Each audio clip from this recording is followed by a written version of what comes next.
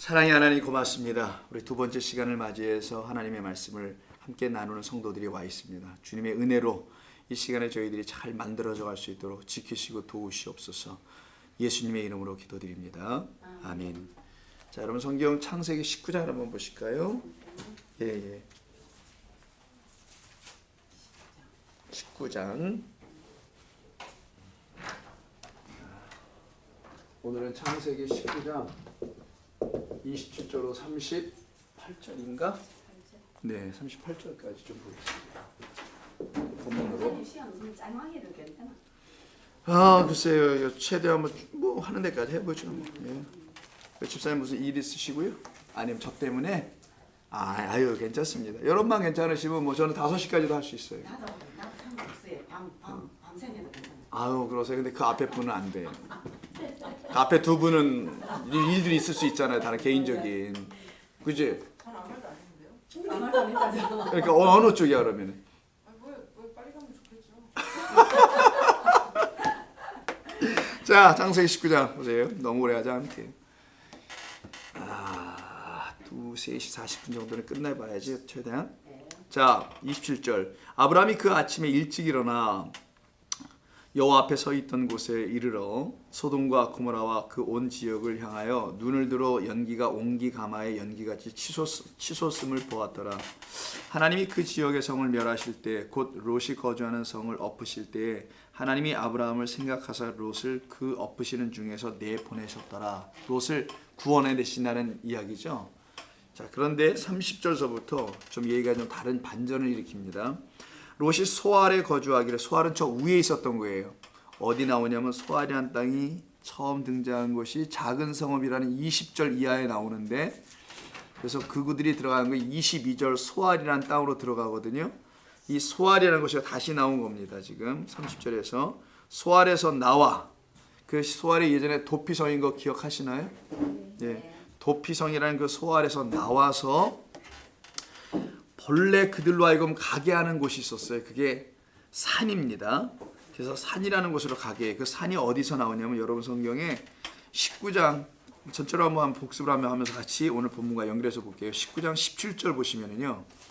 17절에 왜냐하면 이 30절을 내가 먼저 읽을게요. 여러분 17절 잠깐 홀드하고 계시고요. 롯이 소알에 거주하기를 두려워하여 그 두 딸과 함께 소알에서 나옵니다. 그리고는 산에 올라가 거주하되 그 두 딸과 함께 굴에 거주했다고 되어 있어요. 어느 굴 속에서. 자, 그런데 이때 이들이 산으로 올라가죠. 근데 이들이 본래는 소알 땅으로 가는 게 아니었었어요. 그 성으로. 그것이 바로 17절입니다. 17절을 보시면은요. 그 사람들이 그들을 밖으로 이끌어낸 후에 이르되 도망하여 생명을 보존하라. 돌아보거나 들에 머물지 말고 어디로 가랍니까? 산으로 가라고 되어 있었어요. 처음부터 아예. 이들이 가야 될 곳은 산이었었습니다. 산으로 도망하라. 근데 이들이 지금 산으로 가지 않고 어디로 갑니까? 소알이라는 곳으로 가게 된 이야기잖아요. 그래서 19절에 보면 주의 종이 롯이 얘기하는 거예요. 주께 은혜를 입었더라면은 저로 하여금 그 산까지 가게 하지 말라고 하죠. 산에까지 갈 수 없다고 합니다. 왜 산에까지 갈 수 없다? 지난번에 우리가 몇 주 전에 했던 거기 때문에 다시 한번 생각해 보면 산에를 올라갈 수 없다. 등산을 못한다. 이런 얘기가 아니라 그 산에는 내가 지금 올라갈 자격이 없다라는 그 산이라는 거예요. 그럼 이런 산은 여러분 올라가지 못할, 여러분 산이 등산할 때 자격 놓고 얘기합니까? 그런 거 아니잖아요. 그러니까 이 산은 우리가 말하는 이런 산이 아니겠죠. 그 산은 왜 사람이 못 올라갑니까? 지금 세계 정상 최고 높다는 그런 산도 올라가는데 팔레스타인에 있는 산이 얼마나 높겠냐고요. 근데 여기 나는 올라가지 못하겠나이다. 두렵다고까지 얘기하잖아요. 재앙을 만나 죽을까나이다. 이거 언제 쓰는 겁니까? 하나님 앞에 직접 나가면 재앙 맞아 죽습니다 라는 말과 똑같은 얘기인 거예요. 그럼 이 산은 하나님이라는 것을 말하는 그 산이라는 겁니다. 그 산으로 나는 못 갑니다. 당장 이게 복음을 설명하는 거예요. 우리는 아버지께로 직접 못 갑니다. 아버지는 영이신데 그 영으로 우리 육이 못 간단 말이에요. 그럼 육으로 이 땅에 영이 육으로 오신 그분을 통하여 갈 수밖에 없어요. 그게 바로 영이신 하나님께서 육신의 몸을 입고 오신 예수 그리스도로 말미암아 우리는 누구에게로 가는 겁니까? 아버지 하나님께로 간다고 요한복음에서 말씀하죠. 그래서 이 산으로 나는 직접 못 갑니다. 가는 자는 전부 다 재앙 맞아 죽어요. 왜 재앙 맞아 죽을까? 아버지 하나님께로 갈 때는 반드시 그리스도라는 십자가의 은혜로 말미암아 가는 건데 그 십자가의 어린 양의 죽은 그 보혈로 내가 씻음 받되고 하는 거란 말이에요. 근데 그가 없이 간대.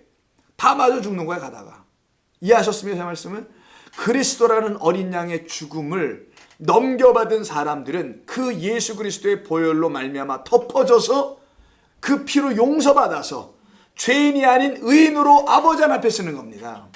그래서 그 산으로 간다는 거 얘기하는 거예요. 근데 그 산으로 자기가 지금 갈 수가 없다고 말하는 것은 늙어서 못 간다는 얘기가 아니라 껌껌해서 못 간다는 얘기가 아니라 복음을 설명하는 거. 우리는 그 길로 우리 스스로 갈 수가 없습니다. 이걸 얘기하는 거예요. 이해하셨죠?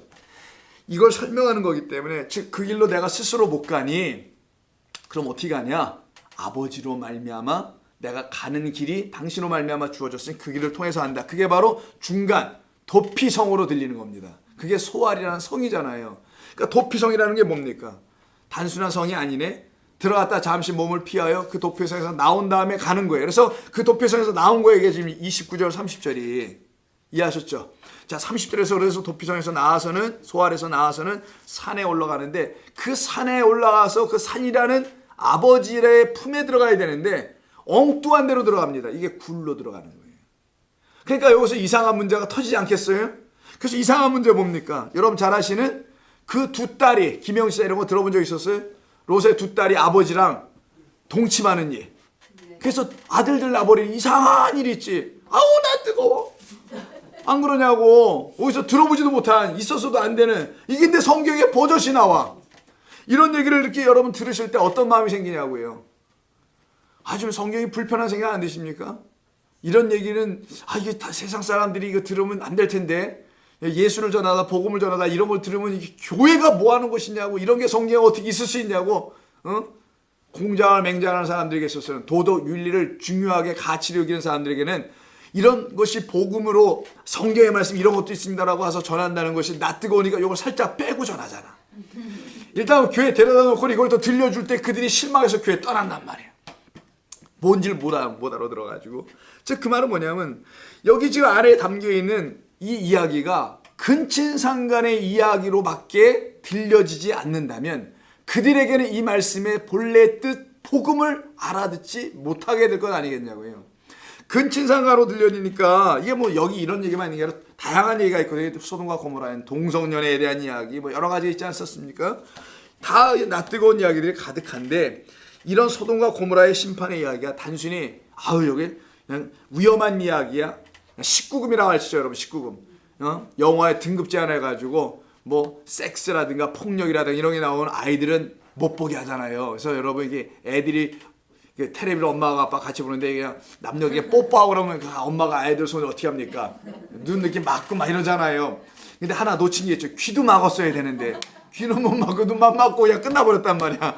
걔는 들을 건 다 들어버렸어. 그래서 못 볼 것만 못 본 거야. 이런 상태. 이걸 19금이나 하죠. 성경은요. 우리 집사님 모르세요 이런 거를. 저분은 19금지 19살이나 돼야지 볼 수 있다라는 거라서 19금이라는 거예요. 그러니까 rated R라고 그러죠 영어로. R. 영어에 R자가 붙은 거. 뭐 12세, 13세 그렇게 하잖아요. 15세 이상 볼 수 있다. 뭐 그 이하는 안 된다. 19세 이상만 보는 거. 되게 이제 그런 영화들이겠죠. 아무래도 폭력적인 영화 이런 것들. 자, 그런데 이 성경의 오늘 본문을 동침의 사건이 쭉 31절부터 나오거든요. 32절부터 구체적으로. 그래서 그 아버지와 동침해가지고 아들을 둘을 각각 하나씩 낳는단 말이에요. 자, 이 이야기를 만약에 근친상간 정도로 보면은 아이들은 읽어서는 안 되는 책으로 여겨져서 우리 아이들이 이걸 안 읽었으면 하는 생각이 들지 않겠냐고요. 그렇잖아요? 영화 못 보게 하듯이. 그런데 이 성경은요. 실제로 성경이라는 것은 그 이야기, 오늘 본문의 이야기를 예로만 든다면 이런 이야기들, 근친상간과 같은 이런 이야기들을 그냥 우리 어린아이들이 보면 안 되거나 읽으면 안 되거나 들으면 안 되는 그런 성경의 내용으로 만약에 이걸 이해해버린다면 그렇게 이해하고 있는 그 사람이 어린아이라는 겁니다. 그렇지 않겠어요? 그가 영적으로는 아직도 어린아이일 수밖에 없다는 거예요. 여기 근친상간 맞아요. 세상 말로 한다면. 근데 성경에서 근친상간을 말하려고 했던 것이냐? 아닙니다. 다른 것을 읽어낼 수 있게 되면 그는 어린아이가 되지 않는 것이겠죠. 영적으로 어린아이가 아니라 깨달아 알아들을 수 있는 책으로 그들은 반드시 성경을 이해하고 읽게 되죠. 예를 들면 여러분, 부모들이 아이들을 키울 때 아이들의 손에 칼을 쥐어주진 않잖아요. 너 이 칼이 얼마나 유용하게 쓰이는지 아냐? 내가 너희들을 밥 해줄 때 이 칼 갖고 쓴단다. 이 칼 갖고 놀아봐라. 양날이 시퍼렇게 서는 그 칼을 애한테 주면서 갖고 잘 놀아야 돼. 손을 벨 수도 있으니까. 엄마 잠깐 나갔다 올게. 나갔다 오니까 애가 만신창이가 돼 있어. 그 칼로 막 그냥 막 긋고. 이런 일이 벌어진다면 안 되니까 애에게 칼을 주지 않잖아요. 자, 성경도 마찬가지예요.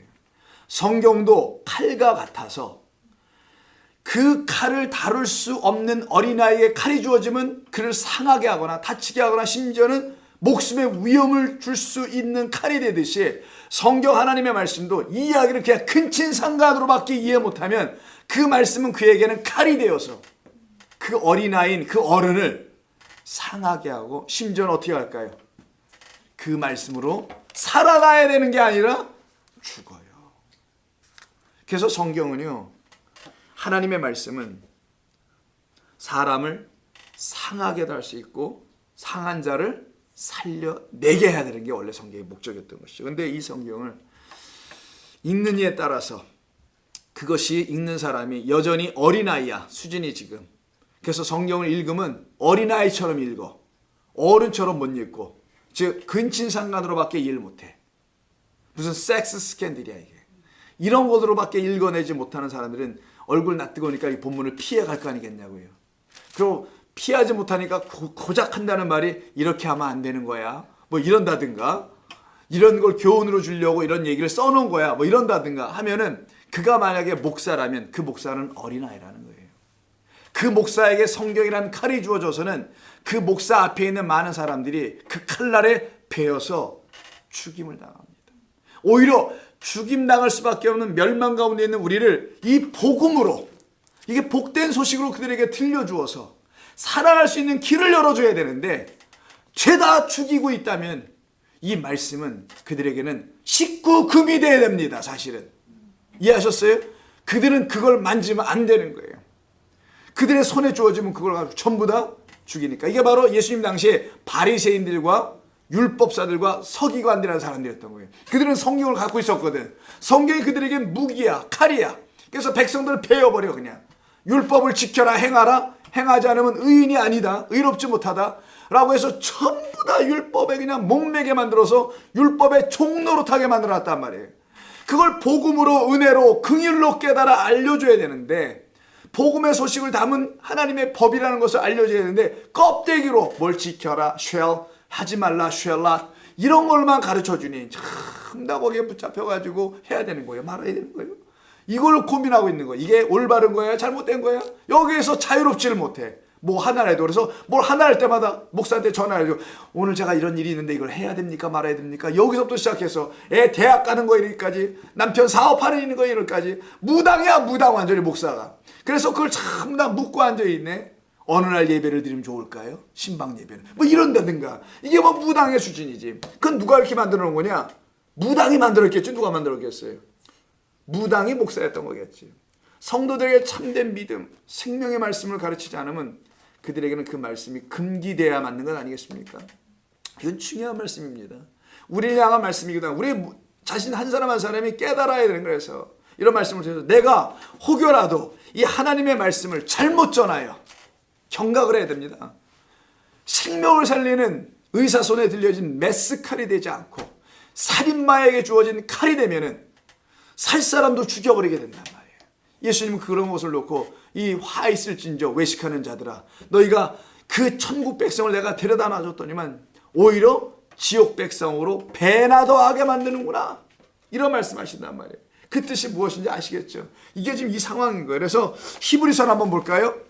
히브리서 5장 12절을 보시게 되면은, 자, 일부 성경 구제 했던 내용인데, 자, 요약해서 한번 해보겠습니다. 히브리서 5장 12절을 보시면, 그래서 신약성경에서 358면에 이런 얘기를 하는 겁니다. 때가 오래되었으므로 너희가, 오래됐다는 건 예수 이제 오래 믿었는데, 교회 출석 오래 했는데, 그러면 마땅히 너희가 이제 선생, 가르칠 수 있는 자가 되어야 되는 게 마땅한데, 너희가 다시 하나님의 말씀의 초보에 대하여 어떤 사람한테 가서 가르침을 받아야 될 처지가 됐구나. 이게 웬일이냐. 시간이 되고 자라나고 어른이 돼야 되는 것이 사람의 일인데 하나님의 말씀을 듣고 들어 깨달아 그것이 내 마음에 들어와 풍성한 하늘의 양식이 되어서 이제는 그것을 나누어 줄 수 있는 자, 그게 선생이잖아요. 그 정도가 돼야 되는 게 이게 마땅한 건데 어떻게 날이 가면 갈수록 거꾸로 선생이 아닌 말씀의 초보나 배워야 되는, 그러니까 교회 출입을 오랫동안 평생토록 했는데 하나님의 말씀을 문자로밖에 알지 못해. 그래서 암기력은 좋아가지고 암기는 죄다 해놨네. 좋은 말은 다 암기해놔. 그 끝은 창대하리라.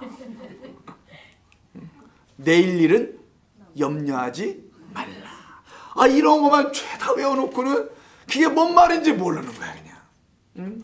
그렇게 살아가고 있는 저렇게 늦게 들어오신 분들, 그런 분들을 향해 하나님은 말씀하십니다. 하나님의 말씀을 깨닫지 못하면 그들의 손에서는 식구 금지의 말씀으로 여겨져야 된다는 거예요. 오히려 뭐 해야 되냐, 말씀의 초보서부터 초딩돼가지고 다시 배우자. 하나님의 말씀을 처음부터 차근차근 배워야 한다. 그때 하시는 말씀 12절에서 자, 하나님의 말씀의 초보에 대하여 누구에게서 가르침을 받아야 할 처지이니 단단한 음식은 못 먹고 젖이나 먹어야 할 자가 되었느니라. 그게 애잖아요. 애. 깐난쟁이, 이제 막 태어난 아이, 응앵이 하는 애들이나 젖을 먹는 거잖아요. 나이가 들었는데도 젖을 먹고 있다면 말이 되겠냐고. 이게 지금 이 어른들이 향해 쓴 말이잖아요. 근데 이 글을 썼던 히브리서 기자 누군지 몰라요 정확하게. 그 기자가 얘기하기를 성인들에게 말하는 겁니다. 당신들 하나님의 말씀을 깨닫지 못하면 어떤 자와 같은 거냐, 응애 하고 있는 엄마 젖이나 먹고 있는 애기와 같은 거예요. 어린아이. 그 어린아이에게는 이 19금을 주면 이해를 못하니 우리에게 보여주지 않는 것처럼 당신들이 지금 해야 될 일은 말씀의 초보서부터 차근차근 배워나가는 것밖에 방법이 없소이다, 이 얘기하는 겁니다. 그것으로 깨달아 알아가야 되는 것이죠. 젖을 먹는 자마다 어린아이이니 이것은 13절에서 의의 말씀을 경험하지 못한 자다. 의의 말씀 뭡니까? 율법을 뛰어넘어 율법 이외에 뭐가 나타났죠? 십자가에서 하나님의 또 다른 의가 나타났다라고 로마서 3장 20절에서 말한단 말이에요. 율법으로만 알고 있는 걸 말씀의 초보라는 거예요. 그러니까 성경을 문자적으로 많은 사건, 막행 사건은 다 알아. 막 엘리야 이야기도 알고, 뭐 롯의 이야기도 알고, 아브라함도 알고, 다윗도 알고, 뭐 골리앗도 알고, 뭐 고릴라도 알고, 뭐 다 알아. 아는데 정작 사건으로만 알아. 그냥 이야기 수준이야. 그런 것을 가지고 얘기하는 거. 이게 바로 젖을 먹는 자다, 어린아이다, 의의 말씀을 경험하지 못한 것이다. 그 모든 사건들이 담아놓고 있는 내용을 모르고 있구나, 뜻을 모르고 있구나, 이겁니다. 단단한 음식은 장성한 자의 것이니 그들은 지각을 사용하라. 머리 쓰라는 건가, 이게? 깨달음을 가지라는 거죠. 연단을 받아라. 선악을 분별하는 자들만이 의의 말씀을 경험할 수 있게 된다. 그러니까 젖대라는 것이죠. 젖을 떼지 않으면 초등학문, 역시 그 말씀의 초보에서 벗어나지 못하여 하나님의 말씀을 율법으로 막혀 이해를 못하는 거예요. 무슨 행위의 법전이지, 그냥 이거 하라 저거 하는 그런 것으로밖에 들리지 않는단 말이에요. 그러나 그 말씀의 초보에서 벗어난 자들은 그 말씀에 담고 있는 진리로 알아듣기 시작하지 않을까요? 그래서 그들은 세상 학문을 생명의 말씀으로 듣지 않기 시작합니다. 오직 하나님의 말씀 안에만 생명이 있는 것을 알고 그 말씀에 귀를 기울이기 시작하죠. 그래서 그 말씀으로 이 땅에 오신 분의 이름이 뭐죠? 그렇지, 예수 그리스도죠. 요한복음을 보세요. 그래서 그 말씀, 초자들인 우리들에게 오신 분이 바로 우리 지금 예수님이란 말이에요. 예수님이 초자들이 우리들에게 오셔가지고 1장에서부터 말씀하시잖아요. 1장 열어보십시오. 요한복음 1장을 보면은 태초에 말씀이 계시니라. 1절 말씀이 하나님과 함께 계셨으니 이 말씀은 곧 하나님이시라. 그 말씀으로 이 땅에 오신 분이 누구예요? 예수님. 그래서 14절 보면 말씀이 육신이 되어 우리 가운데 거하셨다 하잖아요. 그 말씀은 하나님이시네. 그럼 하나님이 우리 가운데 거하신 걸 임재했다고 하죠. 근데 임재의 내용은 뭐여야 된다는 거예요? 말씀이어야 된다는 얘기를 하는 겁니다. 앞뒤를 다 읽어보면 그런 내용이잖아요. 말씀으로 오신 분이 하나님이에요. 하나님 우리 가운데 거하시는 하나님이 되어야 되겠죠. 근데 그 하나님이 거한다면 나 내 안에 하나님이 거해. 이렇게 말로 말빨 센 사람들, 이렇게 떠드는 사람들이 있어요. 하나님이 오늘 내 안에 거하셨어요. 할렐루야. 개뿔 말씀은 하나도 모르는데 뭐 하나님이 거해. 하나님이 거했다는 건 그분은 영이시지. 영은 말씀, 생명이잖아요. 내가 하는 말이 아니잖아요. 이거는 성경에 써 있으니까. 말씀, 생명, 영은 다 똑같은 거란 말이에요. 그러니까 하나님이 영이 내 가운데 임하였어. 말씀이 임한 거란 말이에요. 생명을 내가 갖고 있다는 거. 근데 생명을 갖고 있는 자가 내일의 생명을 놓고 걱정을 해봐. 아니 이게 뭐야 이게. 앞뒤가 하나도 안 맞는 거지.